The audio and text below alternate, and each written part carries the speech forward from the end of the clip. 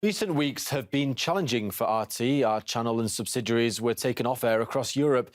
This provoked a wide range of opinions, including discussions about mainstream media's double standards and also questions of so-called freedom of speech. As a wider package of sanctions, Brussels announced a ban on RT signals via cable and satellite.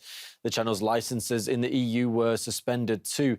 That specifically targeted our broadcasts in English, German, French and Spanish.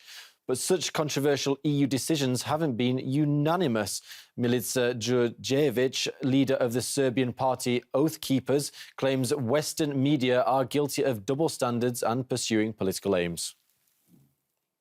Serbs remain faithful to the fellowship they have with Russians and are very concerned about the crisis in Ukraine and what has been happening there over the past 8 years. We have been closely following the Ukrainian conflict since the very beginning. We know who started it, its organizers, and the motives of the NATO imperialists.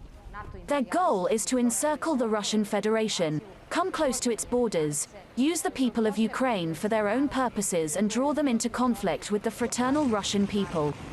The Serbian public knows that 3 million Ukrainian citizens were forced to flee to the Russian Federation.